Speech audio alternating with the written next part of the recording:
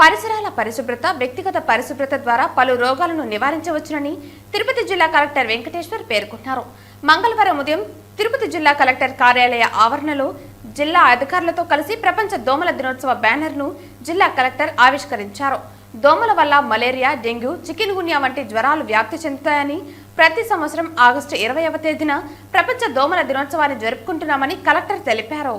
2024 theme మరింత సమానమైన ప్రపంచం కోసం మలేరియాకు వ్యతిరేకంగా పోరాటాన్ని వేగవంతం చేయటం, మలేరియాను పరిష్కరించాల్సిన తక్షణ అవసరాన్ని నొక్కి చెబుతోందని అన్నారు. మలేరియా వ్యాధి వల్ల ఎంతో మంది ప్రాణాలు కోల్పోతున్నారని అన్నారు.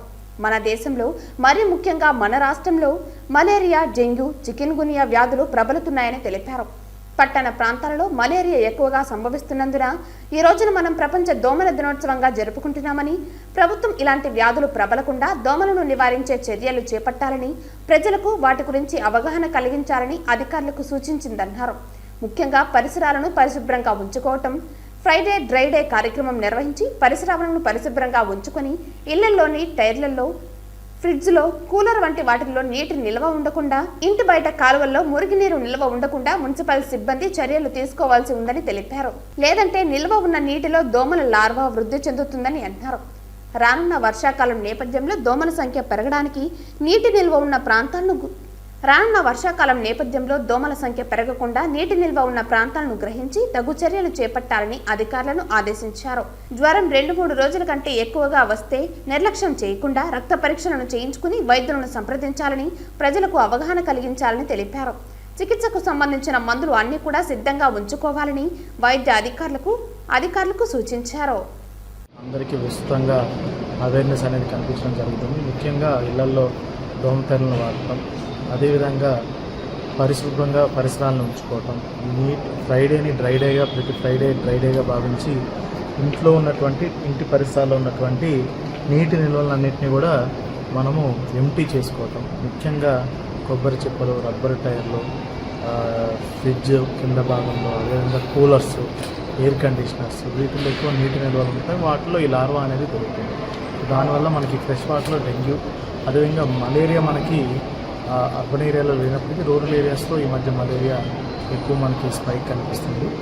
సీజన్ ఇంకా కంప్లీట్గా అవ్వలేదు, మనకి కేసెస్ తగ్గాయి, కానీ ఇంకా సీజన్ ఉంది. వర్షాలు మనకి మన జిల్లాలో ముఖ్యంగా అక్టోబర్, నవంబర్, డిసెంబర్ మాసాలు ఎక్కువ పడతాయి కాబట్టి ప్రజలు అప్రమత్తంగా ఉండాలి.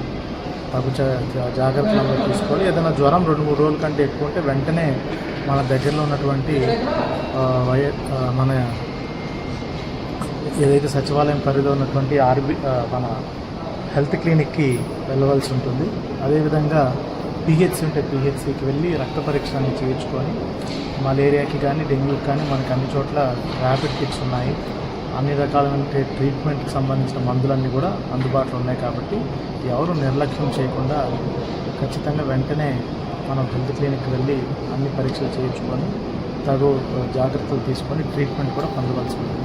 సో ఈరోజు దాన్ని వరల్డ్ మలేరియా డే పురస్కరించుకొని కలెక్టరేట్లో కూడా మనము ఒక అవేర్నెస్ క్యాంపెయిన్, అదేవిధంగా మనము ఆల్ పిహెచ్సిస్లో, ఆల్ హెల్త్ ఇన్స్టిట్యూషన్స్ అన్నింటిలో కూడా చేయడం జరిగింది. అదేవిధంగా ఇదే మనం చూసుకున్నట్టయితే రాష్ట్రంలో చాలా చోట్ల మనకి వాంతులు, విరోచనాలతో డయేరియా అనేది అతిసారం కూడా రావడం జరుగుతుంది. సో అందరూ ప్రజలు అదేవిధంగా కొంచెం కాచిన నీటిని చల్లార్చి తాగాలి. అదేవిధంగా ఇంట్లో పరిశుభ్రంగా చేతులు కడుక్కోవటం కానీ తినే ముందు, అదేవిధంగా మల విసర్జన తర్వాత చేతులు కడుక్కోవటం, అదేవిధంగా ఆరు బయట మల విసర్జన చేయకుండా ఉండటం, అదేవిధంగా కిచెన్లో అంతా క్లీన్గా పాటించడం, ఇలా తగు చర్యలు, పర్సనల్ హైజీన్, మన పరిశుభ్రంగా ఉంచుకుంటే పరిసరాలు, మనము వ్యక్తిగత పరిశుభ్రత ఉంచుకుంటే ఈ డయేరియా అనేది మనం దూరం పెడతాము. ఆల్ హాస్పిటల్స్కి, ఆల్ గవర్నమెంట్ హెల్త్ ఇన్స్టిట్యూషన్స్కి, అందరు అధికారులకి మనము లాస్ట్ 3 months నుంచి ఇన్స్పెక్షన్స్ చేయిస్తున్నాం. ముఖ్యంగా ఏదైతే welfare institutions, schools, private welfare institutions inspection చేయమని మరొకసారి నిన్న హానరబుల్ సీఎం గారు అనకాపల్లి జరిగినటువంటి దురదృష్టకర ఘటన వల్ల మరొకసారి ఇన్స్పెక్షన్స్ చేయమని ఆదేశాలు ఇచ్చినారు. దాంట్లో భాగంగా నిన్న రాత్రి అందరికీ కూడా సమాచారం చేరవేయడం జరిగింది. ఈ రోజు నుంచి అన్ని చోట్ల కూడా ఇన్స్పెక్షన్స్ చేసి, ముఖ్యంగా ఏదైతే ప్రైవేట్ ఇన్స్టిట్యూషన్స్ వితౌట్ పర్మిషన్స్ ఉంటే వాటిని వెంటనే సీజ్ చేయవలసిందిగా కూడా అధికారులందరికీ ఆదేశాలు ఇవ్వడం జరిగింది. అదేవిధంగా ప్రైవేట్ అండ్ గవర్నమెంట్ ఇన్స్టిట్యూషన్స్లో అన్ని పరిశుభ్రతకు సంబంధించి అన్ని measures, kitchen, dining hall, bathrooms, toilets అన్నీ కూడా క్లీన్గా ఉండేటట్టు చూసుకోమని చెప్పడం జరిగింది. Thank you.